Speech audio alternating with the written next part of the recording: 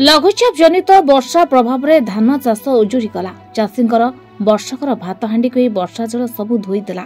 चाषी एवं चिंतार किभली ऋण आनी करिथिबा धान चाषरू अर्थ पाई ऋण सुझी पारिबो ना निज परिवार मुहरे आगकु आ दाना देई पारिबो।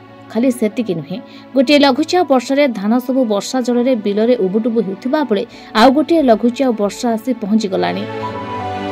बिलरे जमी थिबा जल को निष्कासन पाई चाषी भड़ारे पानी पंप लगाउछि, हेले दैव दाउ परे दाउ साजुछि। कटक जिला निश्चिंत कोइली ब्लॉक सुकरपड़ा ठारे एभली दृश्य देखिबा को मिलिछि। चाषीर वर्षकर भात हांडी रे पानी पसि जाइछि, आ दिन केइटारे धान अमल करी चाषी घर को आनी थांता। हेले विधाता एभली कले जे लघुचाप वर्षा माड़े पाचला धान बिलरे भासी जाउछि। बुझलो सोसाइटी लोन करथुलु बर्तने नै के जो जमी 3 एकर करथुलु से तो पानी रे भासुछि। बुझलो आमे आ खाइ पीबु कोन केमदी बचिबु, लास्ट दाना दरा खाइ मरिबु आ कर्ज कर सुझीबानी बुझल आउ किसी उपाय ना बुझल वर्षक जो आर से तो गला आम ना केमी चलू आम चाहूँ केमती लोन टा केमती आम सुझीबू बुझल गवर्नमेंट जो साहाय्य कर तो आम कि उपकृत हबू।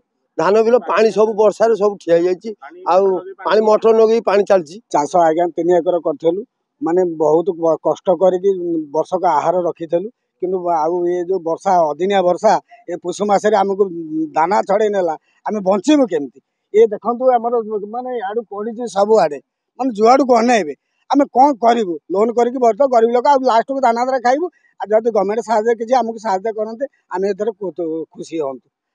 आउ तो ये कही वर्षा झिपी झिपी बोले देखा 24 घंटा वर्षा है कलना एथर कर बात्या बेले से कहले कलना जब न कर आमको हैरान कहीं कर लास्ट आम जीवन हारिया छड़ा आउ द्वितीय कथा किछि ना आउ जहा किछि धान गछ अछि ता सबु अंटा भांगी पानी रे पड़िछि।